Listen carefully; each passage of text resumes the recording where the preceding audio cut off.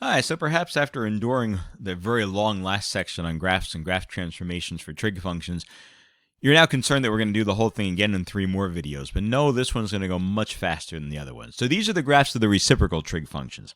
Certainly sine, cosine, and tangent are the ones you're going to use most often. But, I mean, there are 3 other trig functions, secant, cosecant, and cotan. So why not take a quick look at those and see what's interesting about the graphs of those trig functions. So the first thing is reciprocal. That means we're going to flip it over, right? That's what it means, take a reciprocal. So I'm not going to graph these like we did with the lists before with the values and plot all the individual points. Let's take a look at it this way. What is secant? Secant x is the reciprocal of the cosine of x. So what does the cosine of x look like? It starts up here. It ends over here. It hits the halfway mark down here. And it crosses here and here. So let's just make a little graph of cosine of x. Like that, and then on the other side too. So what's going to happen here is if I take this red function, I flip, right? I flip all the values. Well, the reciprocal of 1 is just 1. So anytime it hits its maximum, secant is going to live in that same spot. So here, it goes through this point here. And it goes through that point there. And I'll bet you the reciprocal of -1 is also -1. So here, I'll give you a couple of points over there. The next thing that's going to happen is wherever the red function is 0, you're going to hit a vertical asymptote. Why? Because the cosine of pi over 2 is 0. Take the reciprocal of 0 over 1, you get 1 over 0, right? Take 0 over 1, the reciprocal is 1 over 0, which is not defined. So when the cosine is equal to 0, we're going to have a problem. And that's going to produce a vertical asymptote. Vertical asymptote here. Notice crosses the axis, so vertical asymptote here. Whereas the next time it crosses the axis, vertical asymptote there. Okay. And essentially what happens is the low numbers become high and the high numbers become low. And you end up with a bunch of U-shaped curves that look like this. They look like parabolas. They're not technically parabolas because they're not x-squared functions. But I'd believe you if you told me they looked like them. They do. All right, so the lows become highs and the highs become lows. All right, so that's what the secant function looks like.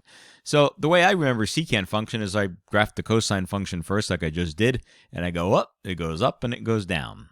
And that's how it works.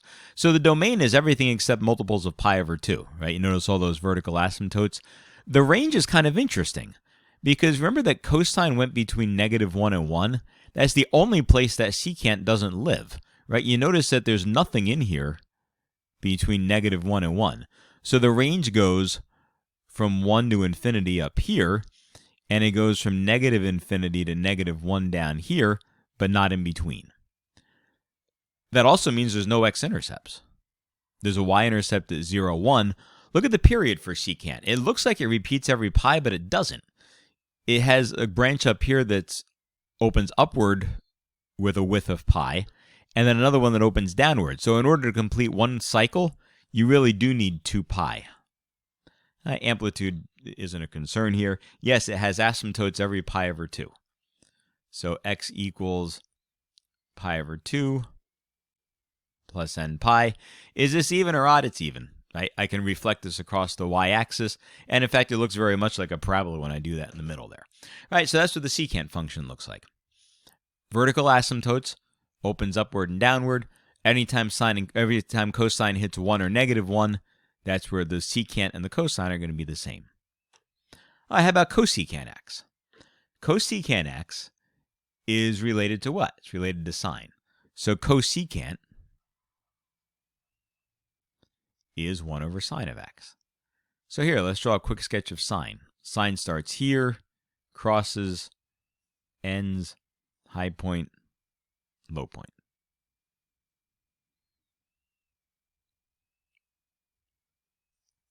And does the same thing on the other side. All right, we're going to have a problem whenever the sine is 0. So sine of 0 is 0 at the origin and at pi over 2 and at 2 pi. So for secant x, that's going to be our vertical asymptotes. So it's going to happen here, and it's going to happen here, and it's going to happen there, and it's going to happen here. And then reciprocals. Well, the reciprocal of 1 is 1. The reciprocal of -1 is -1. And now I've kind of spilled the beans from the other one as to what's going to happen. You're going to get big U-shaped graphs over here, right? The ones that are closer will stay the same. The further away points will get further away. Lows become highs, highs become lows.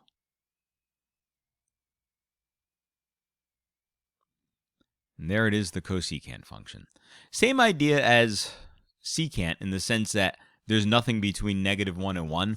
So the domain is going to be anything that's not a multiple of pi. So x is not equal to n pi, where n is an integer. So it can't be 0 pi, it can't be 1 pi, it can't be 2 pi, it can't be -pi. The range is going to be just like secant.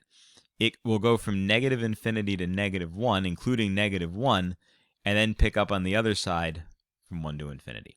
And because it doesn't include those values in the middle, there's no place where y is 0, so it doesn't cross the x-axis. Y-intercept? Oh, look, there's no y-intercept either. So this cosecant function has neither an x-intercept nor a y-intercept. Which is period is still 2 pi. There is no amplitude. Asymptotes are every pi, so 0 pi, 2 pi, etc. So that's what cosecant looks like. So that's how I do it too for this one. I draw the sine curve and then opens up, opens down.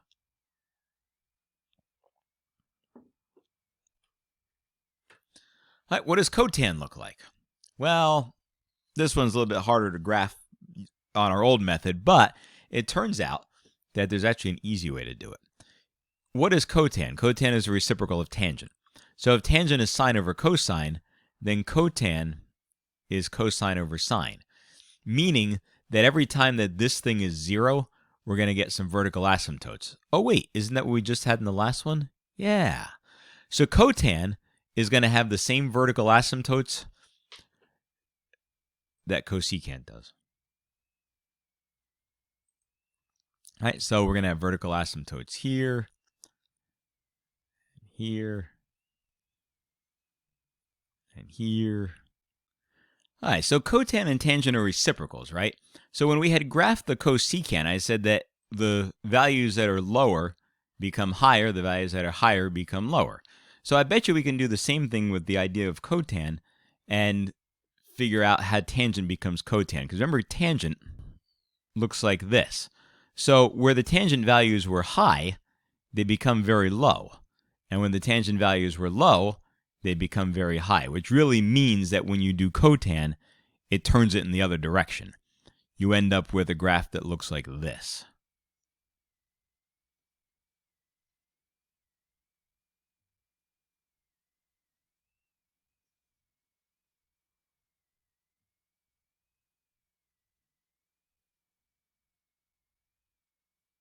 So, what if I want to graph one of these? Secant of x plus pi plus 2. So wait, what did secant look like? That's what secant looks like. If I shift this thing over pi, right, so it said x plus pi. So if I go pi units to the left, where is this going to go?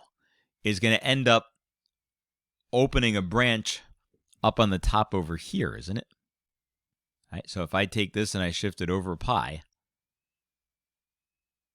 it's going to open up the branch up there. So oddly enough, the vertical asymptotes are still going to be in the same spot, because if I shift it over pi, that is the width of the vertical asymptotes. So I'm still going to end up with vertical asymptotes at negative pi over 2, at pi over 2, at 3 pi over 2, and so forth. Well, in the graph that we had before, it started at 1 and went up, but this said the secant plus 2. So instead of starting at 1, it's going to start here at 3. So it's going to go up like that. And then, instead of starting at -1 and going down, if I add 2, now it's going to start at +1. So it's going to start at +1 and open down. Then it's going to start at +3 and open up. All right, so I shifted it to the left pi, and then I moved it. So I moved everything up too. All right, these last couple just ask us to write equations for the graph, one using tan, the other using cotan. So 2 equations for the graph. 2 different graphs. All right, so the first one is easy to write one with cotan, just it's y equals cotan x, right? Doesn't it look like that cotan function we graphed before, where the x's go from 0 to pi, and then pi to 2 pi, and then 2 pi to 3 pi, etc., and it crosses through at pi over 2. So there's y equals cotan x. How do I write that in terms of tangent, though? Well, if tan x looks like this, if I make it negative, right, negative tangent is going to flip to look like cotan, except that it's still going to have its old vertical asymptote. So it's still going to have a vertical asymptote at negative pi over 2 and pi over 2. Right? So y equals negative tan x is still going to have vertical asymptotes at negative pi over 2 and pi over 2. I want to move that because these asymptotes are at 0 and pi. So I can either move it pi over 2 to the left or pi over 2 to the right. It doesn't matter. So let's call it y equals negative tan of x minus pi over 2. And by doing that, that'll shift it pi over 2 to the right. So you can also write the same function using tangent. All right, look at the one to the right of it. All right, this one looks like a tangent function, just negative. So this looks like y equals negative tan of x. And it goes between negative pi over 2 and pi over 2. But if I want to write that in terms of cotan, remember the cotan function is actually, you're looking at it on the left-hand side. It's the same graph, except it needs to shift pi over 2 to the left. So if I'm going to write this in terms of cotan, it's going to be the cotan of x minus pi over 2, right? So that'll shift it pi over 2 to the right. If you want to shift it pi over 2 to the left, do that. All right. So you can write these more than one way. The same thing is true for sines and cosines, right? If you shift cosine pi over 2 to the left, you get sine. Shift sine pi over 2 to the right, you get cosine. So it's often possible to write these graphs using more than one trig function. There you go.